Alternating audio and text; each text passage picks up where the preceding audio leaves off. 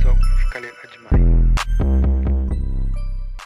Bismillahirrahmanirrahim. Alhamdulillah rabbil alamin. Assalatu wassalamu ala mursalin. Allahumma salli ala sayyidina Muhammad lima ukhliq wal khatim man sabaq nasri haq hadir salatan mustaqim ala alihi qadril azim. Alhamdulillah. Assalamualaikum warahmatullahi wabarakatuh everyone wherever you are. Welcome to another episode of podcast Real Talk with Khalid Ajmain. Alhamdulillah, today we have a special blessed guest who is our teacher, who we had learned so much over the years, none other than Shaykh Abdul Aziz Fredericks. Assalamualaikum, Shaykh. How are you? Wa alaikum assalam. I'm well, and it's good to see you. Good to see you too. It's been quite a long time since we met, since the last Secret Problem. Inshallah, we miss you so much. We pray for you. May Allah ease you and grant you lots of good health. Today we're gonna talk about fatherhood, and I think this is a very important subject for many people. I think partly it's also because of society way of looking in things in life, into men, right? Because men, we are expected to be perfect. We are expected to be delivering what is necessary for the family, and to be strong mentally, emotionally, physically. So, in your own experience as a scholar, as someone who has given tarbiyah to many of your murid itself, how would you explain about this perfection as a father, as a man, in society as a whole? One of the difficulties is that we've lost all kind of perspective on what perfection is, and we're living in a society where aspirations towards perfection are not even clear. What do we mean by a man is a real question, and it's a burning question, because are you allowed, when people write emails now, and I don't know if it's not quite the same in Singapore, but certainly in Europe, people need to clarify the pronoun that one uses when you're addressing somebody. And now it's almost an insult to assume that a person that appears to be a man is actually a man, or a woman that appears to be a woman. So this whole concept is very, very difficult for us to apply the classical sources, because the language we use is not even the same language anymore. And it hasn't been the same language for a long time. So when we read verses about men in the Quran, Ar-Rijalu Qawwamuna ala Nisa, for example, the men are the custodians or the guardians over women, we don't know whether we as masculine male people are considered to be men in that Quranic understanding. So if we try to talk about perfection of manhood, then it's even more complex, because we haven't even started to even step towards manhood. So perfection is something which is very, very far from where we are at the moment. If we are to look at that word perfection, especially when it's related to the concept of manhood, you would probably apply a hadith where the Prophet ﷺ said, Al-Kumal min al-Rijal kathir. There are many men who reached perfection. And what he's referring to is the prophets and those who are closest to them in terms of their sainthood, wilaya. And the scholars who have understood this hadith have applied it to various levels of, you mentioned tarbiyah, developing the human being, and in particular developing the self being the lower desires of a human being. So a person moves from being the lowest possible form of human, driven by what we call an-nafs al-amaratu bisu.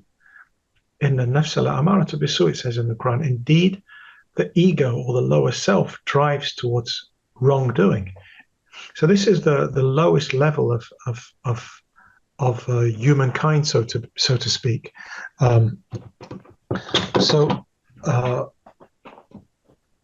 Then it moves to a higher level, which is called a nafs al-lawama, where the Quran describes, وَلَا أُقْسِمُ بِالنَّفْسِ اللَّوَّامَةِ. We don't swear an oath by the blaming nafs. And what the blaming nafs is that which says, don't do it, or you shouldn't have done it. So to quote a famous product, the lower nafs tells you, just do it, just do it, just do it, just do it. And the nafs al-lawama says, you shouldn't have done it. It's a conscience.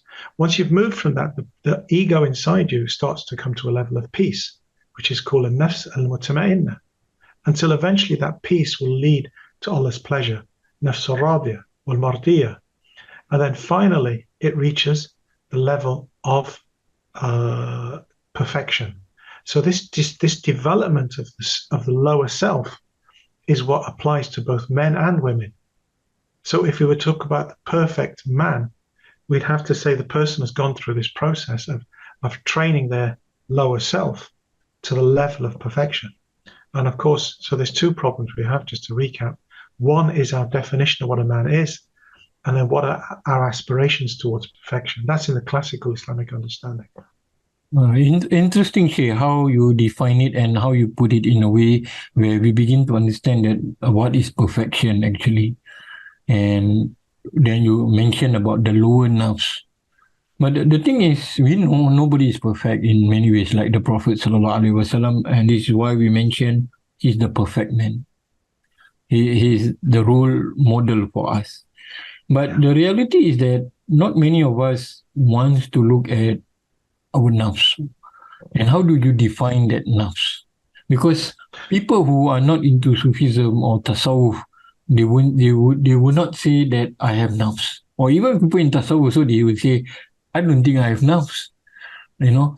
And that's why the look, or the what we call it, the right word is like the yearning for perfection is always there.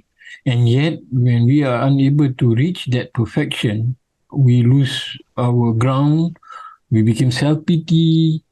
So how do we go about with the self, the gentleness, especially today, like everybody has high expectation of a man. It's like, okay, you want to be a father, you have to be like this, you have to be like that, you have to seek ilm, which is important.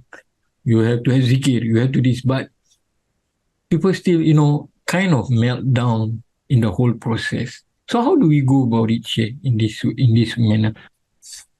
Well, the first thing is to understand what we're talking about. And you says people deny that they have a nafs. Well, if they deny they have a nafs or ego, then they've failed already, because they haven't even looked at what the problem is. So what is the problem? The problem is, the Quran says, in the nafs al-amaratu bisu, that this nafs, this ego, pushes you towards doing wrong. And then let's put it in a practical sense in the terms of fatherhood. Okay, when a father places himself above his children, places himself above his wife, places himself above society, and his own individual desires are the thing that push him. I'll just give you an example. Literally, I just got a text message just 2 or 3 minutes before this about a man from a woman, his wife. We'd spoken previously, and she acknowledges that her husband is porn addicted. So we talked a little bit about how to overcome porn addiction, or to work towards trying to get an understanding. We talked about certain strategies, that don't fight him, just ask him to whenever so we did a few things like, but now she's realized actually it's not just a porn addiction, he's actually having an affair. Now, why am I saying this? Is because if you want to understand what the nafs is, he denied that he had a porn addiction. In exactly the same way that you're saying, people deny they have a nafs. They deny that their ego is pushing them. What he's doing to his wife and his kids is destroying them because of his self.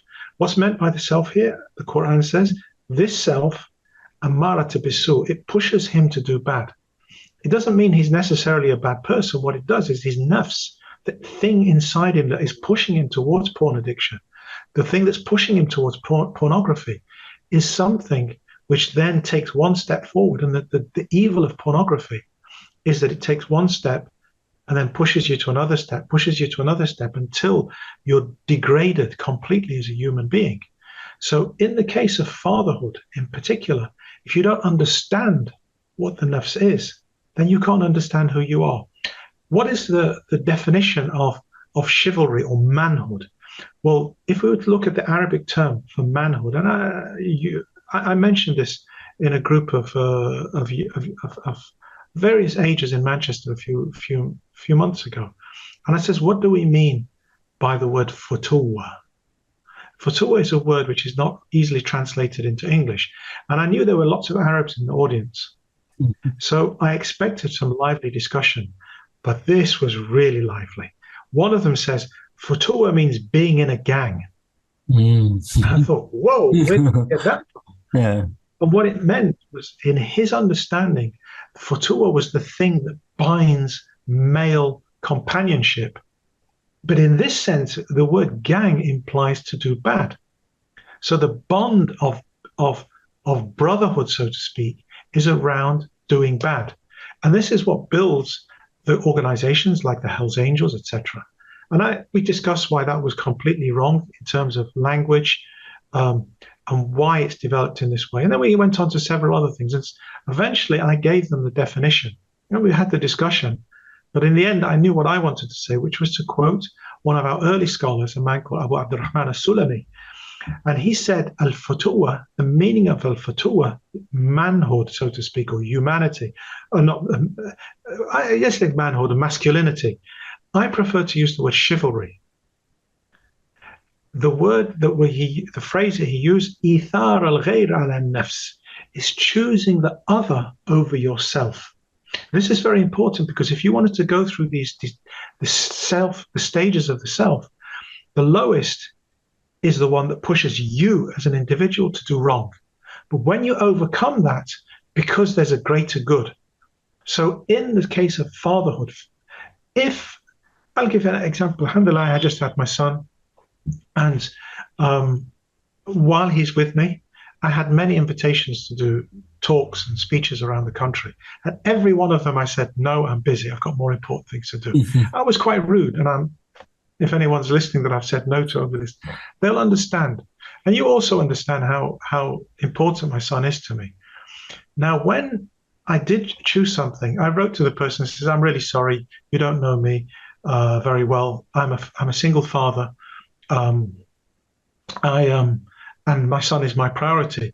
And so I can't come to your event, because unless you've got things in place for my son, and maybe you should get a real sheikh instead of me. And they wrote back, interestingly, to say, that's a very interesting request. We've never had a sheikh say that he won't come unless you put on a creche. No. Anyway, he says, I happen to be a scout leader, and I'll have my whole scout troop there, and I'm going to put on activities for the scouts, including horse riding, camel photographs, and a play bus. And I says, great, I'm coming. Now, Yeah. part of that might be, well, isn't that a bit selfish? It's not selfish in the strict sense of the word, because I could have been invited. I was invited to many big events which they would pay me a lot of money. This event I went to because I knew my son was going to have fun. And while he's having fun, while I'm giving my talk, he can have fun. So here, he became the priority for me. So when it comes to applying this, choosing the other over yourself to make you into this chivalrous person, in a general sense, it means being what men used to be. Now, when I was a young man, I was taught that if somebody older than you came onto the bus, you stand up and you give your seat if there's no seat. Just by definition, if there's an older person than you, you give your seat. Now, if you give your seat to somebody on the bus, you'll be insulting them. Why? Because chivalry is dead. People don't know how to behave in a chivalrous fashion. Now, I'm scared. If you give your seat up for a woman, Yeah. now it's an insult. You think I'm not good enough? Who do you think you are, insulting me by giving me? Do you think I can't? That's the reaction you're likely to get. So people hold back because we don't have this concept of chivalry. What does chivalry mean? Ithar al-ghayr ala nafs, choosing the other over Yes. yourself. So in the general concept of getting rid of the nafs is to choose the other in your interactions. And then specifically in the concept of fatherhood is to choose the people that count, who are your wife and your children. And then those things around them which support the family unit. And as soon as we do that, then we're starting to move towards that level of perfection that we aspire to. Yeah. Interesting, Shay. You said about to choose other over the self, right? And that's what fatherhood is all about. But how is it to differentiate in a sense of the let's say this is an example. Means someone like me, I have so much ego, and sometimes things don't go my way. I will throw tantrum or I will be displeased and so on. So how do we navigate that balance? Like what you said, uh, it's not selfish also at the same time. So managing these emotions sometimes can be tricky. Yeah? So we need guidance, we need mentorship and so on. So how do we go about on this matter? Like, okay, serving others over than you, but at the same time, you also need to be respond appropriately and it's not selfish. So different situation is different. I know we can't generalize it. So how do we manage this, Shay? Like, okay, this is how I should be. This is how I analyze the situation as a father. Yeah. Well, the first thing is that um, you have to always try to provide for your family first. There's a verse in the Quran which says, وَعَاشِرُوهُنَّ بِالْمَعْرُوفِ, and live with them on one translation, on a good footing, or live with them in a goodly manner. These are the kind of translations. But some of the scholars have actually said what it means is whenever you do something, you place their well-being, meaning your wife and your children, as priority for all decisions. So if I'm making a decision about a trip, Mm-hmm. the trip, I have to see what is the most beneficial to my family. And again, I just took Idris back to his took him back yesterday, and on the way I decided I was going to stay in a place called in another town. I booked a little house, and it worked out very, very well. That night that we spent in this little cottage, he said was the best day of the trip. MashaAllah. And the reason, but why I'm saying this is when I was looking at it, what was the best for me? Well, actually, the best for me is to cut down the costs, get him up there first, and get straight back. But the priority was having him feel happy. So here, the choice, the meaning of choosing the other, this is a practical example. Okay, now we're talking about perfection, and how you gave the example of anger. How do you get back from that point? Well, one of the things is we have to accept that we have a nafs amarata bisu. We have a nafs lawam. We have this nafs which has a conscience, but we make mistakes. So here, when we make a mistake, how do you rectify a mistake? And one of those is to recognize that that was the nafs, that was my desire that pushed me to anger. Now I need to put it right, and I need to accept that. And that often means apologizing.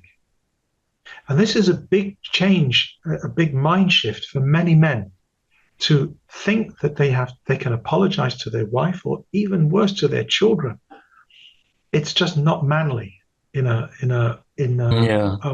some senses. It is manly. Why? Because it goes back to the concept of fatwa. Is when a person's made this mistake, they put it right. And there's no shame in turning to your wife when you've made a mistake, especially if it was something like anger, where anger overtook you, to say to that person, to your wife or your children, I'm sorry I lost my temper. I'm sorry I said this. Now, if you're not able to do that, you can't start to work on the anger. So here, first thing is recognition. And then the second is starting to improve the nafs, improving the lower self. And the lower self, you need to say, well, that went wrong. I did this wrong, and I will not. What are the lessons I've got to learn from my behavior? And among those things might be, what were the triggers? But sometimes people, they look, oh, I know, it's because she pushes my buttons. No, Yeah. that's not the answer. You need to apologize. It's true, you need to look at what pushed your buttons. What did she say? But likewise, you need to say, why did those words upset me so much? And how can I avoid getting into that conversation? So here, it's about learning the strategies for yourself on how you can develop as a father. And part of that would be in relation to your wife and to your children by recognizing that. And in the case that the example you gave is actually sometimes to say sorry. And saying sorry is a major step forward because it earns you respect, not the opposite. It doesn't make you weak to say sorry to your family. Yeah. Inshallah, interesting, Sheikh. In regards to all this, right, Sheikh, there are cases where the man of the family, like, kind of what we call it, breakdown, then find it difficult to communicate with the wife. Not only not able to provide nafkah or something for the family, but also unable to move forward with gradual changes in themselves. I give you an example, like some men, like they know that they are broken, they suddenly hit the rock bottom, they know there's something wrong with them. And this is normal because we are human beings. And as you said, that sometimes the nafs pushes you to a certain extent. But it's also at the same time, it's very difficult. Not everyone is able to acknowledge that this is the nafs that make us self-pity, make us not responding appropriately to the circumstances, not able to say, I'm sorry, not willing to do anything. So how do we go about in this situation, Sheikh? Should we let it be, or should we put it in a way that you give them the ultimatum, like, okay, you do this, if not, nobody's going to help you in your marriage or in your family, your children, and so on. So in your own experience, how would you address this issue? One of the problems is this is a societal problem, is that previously, one of the reasons why fatuwa, this masculinity or manliness or chivalry, whatever we want to call it, has broken down, is because we've become more individual. We've become less caring about others and more caring about the self as a society generally. So there's less support because we don't have the same functions within our society. So the opportunity to do things like the opportunity to meet, the opportunity to support each other has been taken away. It's reduced. The role of families in relationships has broken down. But when traditionally, if a husband and wife were struggling, then their families would be there to support that the difficulties that they're facing. But now what happens is that the families are not even interested. And when you gave that example of just where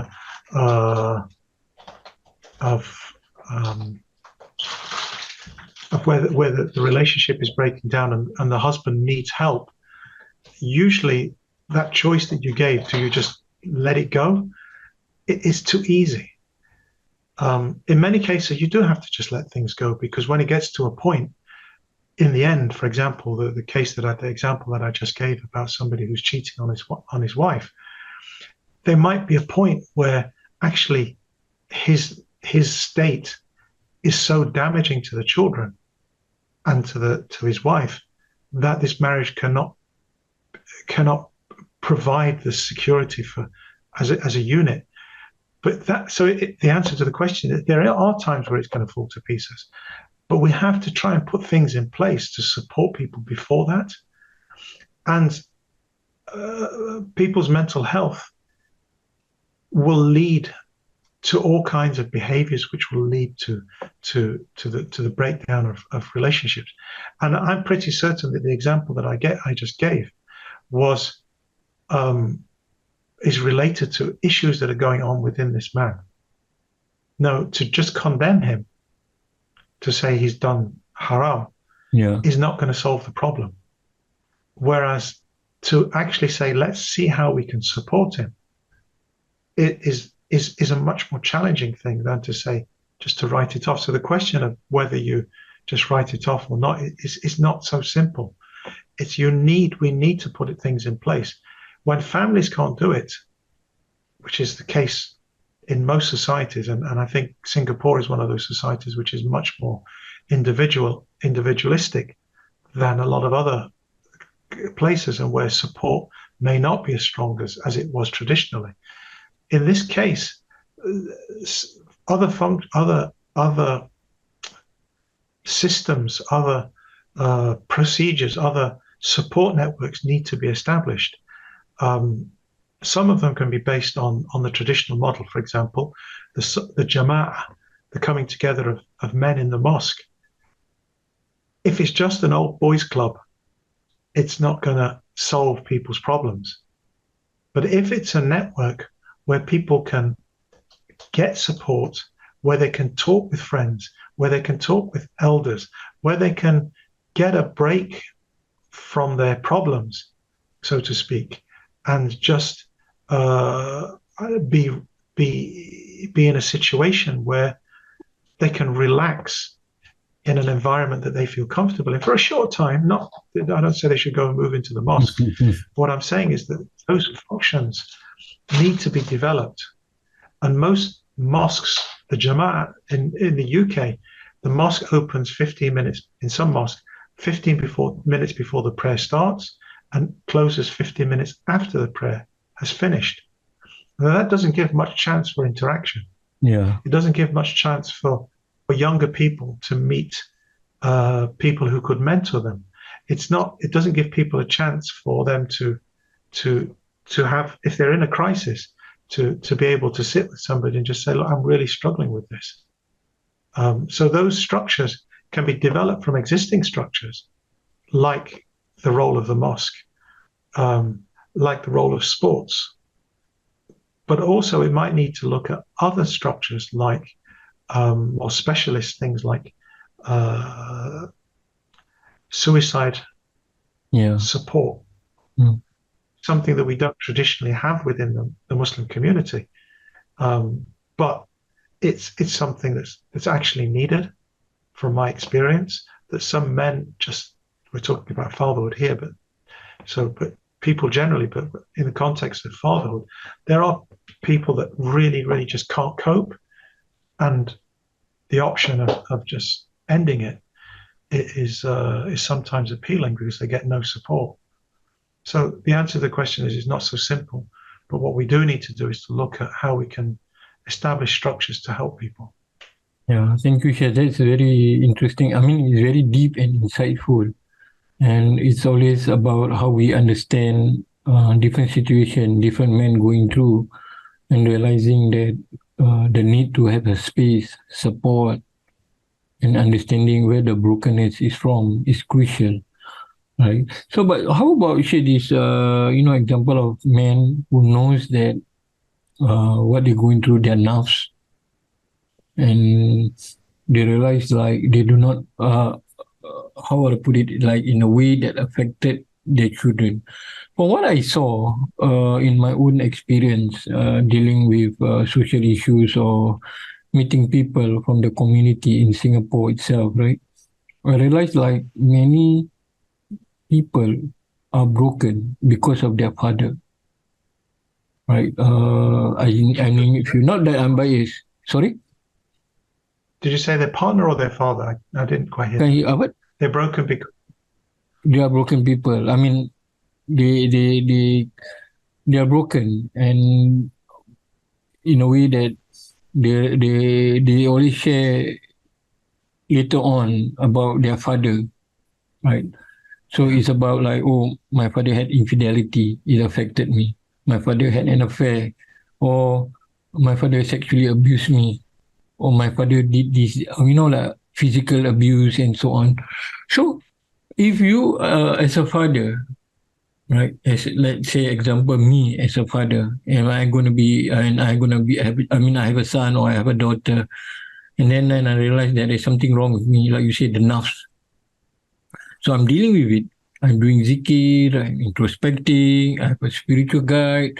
But how do I manage it to a point that I do not exert myself, that I sort of like lost control over myself? It tends to be like OCD and anxiety, which happen to many parents nowadays. And also at the same time, I do not want my children to be inheriting my bad character or my nerves. So they say that dealing with yourself helps dealing with your children in a way how they grow up. So how do you go about this? Well, I'll go back to the first point that was made, was that you can't deal with other people in a positive way unless you start to deal with the lower self. So this is the priority. The role of other people in that is for you to recognize their needs over yours, and that's what we said, itharul ghayr ala nafs, choosing others over yourself. So it's essential that you go back to dealing with yourself. You can't be a good father unless you're dealing with your own issues. And once you've dealt with your issues sufficiently well, then you will start to have a positive impact, which is why people who marry when they're in it's not always the answer. For example, I remember somebody becoming Muslim in prison, and he went into prison for rape.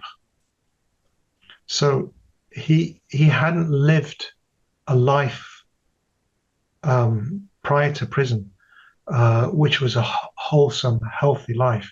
He was traumatized as a child. He was violently abused as a child. He grew up to be an abuser of all sorts, of all types, and eventually he spent many years in jail. He became Muslim, and I was asking for some advice about how we can help him, and somebody just said, just get him married. And this was one of the imams. I said, just get him married. And it shocked me, because just because somebody has said those words of shahada, so to speak, of becoming Muslim, it doesn't mean that they've dealt with all of the very complicated issues that had brought them to this level. And so the answer isn't always you get married and it'll solve your problems, because marriage isn't there as a remedy to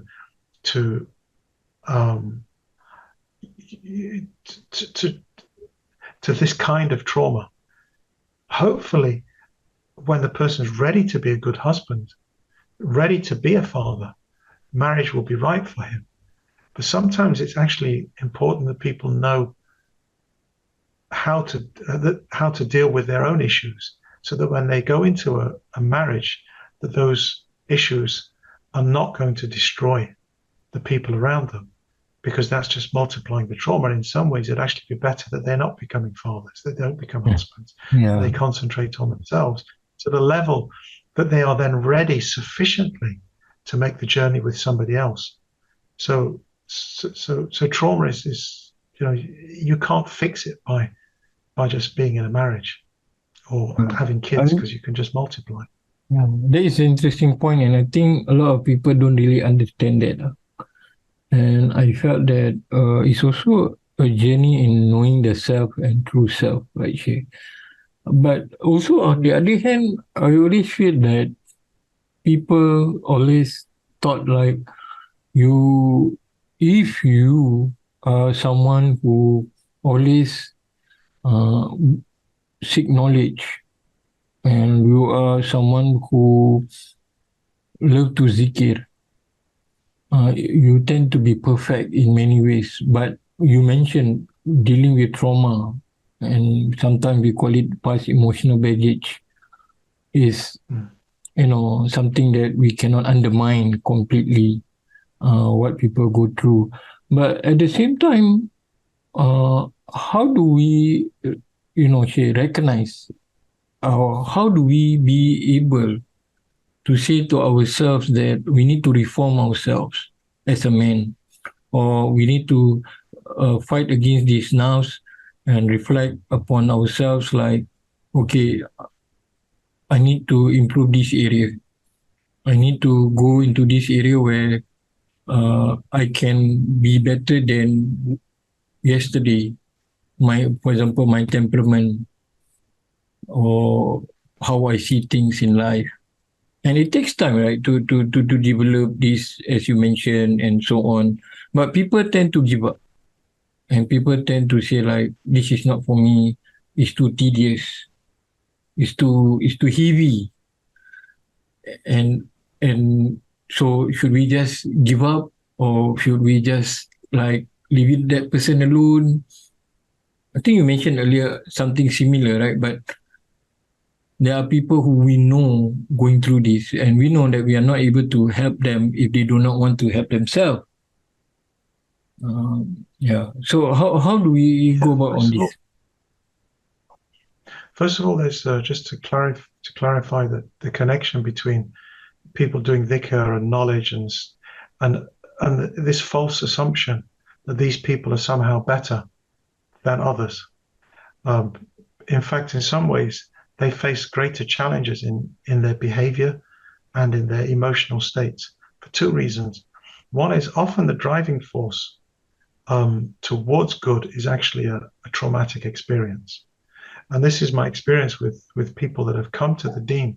Many of the people that come to Islam, come to the religion, they come to this because they need something to fix their lives. And that's why a lot of people come through traumatic experiences. A lot of people come because they've been unhappy and they find that peace within Islam. But it doesn't happen overnight. That it doesn't fix everything. It's the first step on the journey, not the last step. That's the one thing that we have to always remember, that somebody who's taking this spiritual path is taking it often because they need to fix things. And so don't assume that just because somebody's in a spiritual way that or taking a spiritual path that somehow they are perfect or and this.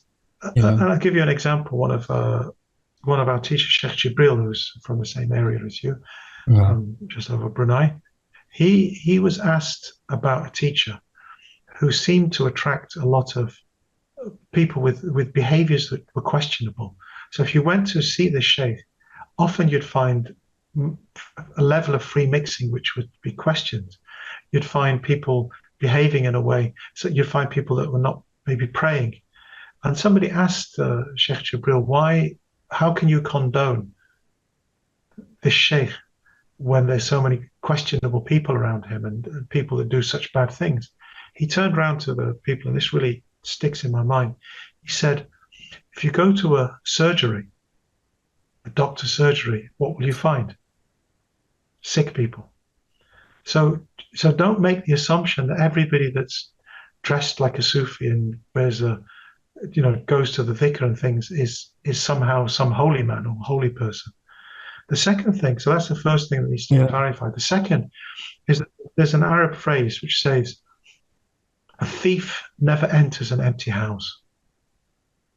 A thief never enters an empty house. So as soon as somebody starts to get spiritual treasure, so to speak, starts to get knowledge, then Shaitan, the devil, will work harder to destroy that person than the person who is not got knowledge. So that's the first thing that needs to be clarified. That's a wrong kind of assumption. Now, going to your question is that should we give up when somebody's failing in this? The answer is no. You never give up, because as long as the person, as you say, as long as he hasn't had the death rattle, you never give up. But the way that you manage the support that goes to him has to be adjusted according to the situation. Going back to my friend that just came out of prison and went in as a convicted rapist and came out as a practicing Muslim. Mhm. The answer, just marry him off, is not sufficient, because he needs to now grow as a human being. He needs to grow in his faith. And he went through many ups and downs. And simply marrying would not have helped.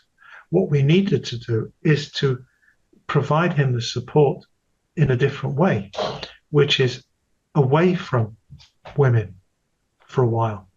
Likewise, somebody who's in a marriage and their behavior is extremely damaging to themselves and to their wife and their children, it might be that you don't give up on that situation, but it might be there's times where that person needs to be supported away from the family. And that might mean separation, but that doesn't mean giving up.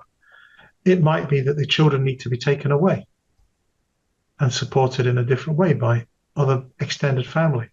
So all of these things are not questions of giving up on the man who is failing in his duties, but it means providing support in the way that's most appropriate and most effective to that situation. And sometimes is not giving up to say, well, actually, this marriage ain't working, or actually, this marriage could work, but we need a bit of time. Or it might be that this guy isn't ready to marry, or this guy needs help with his kids.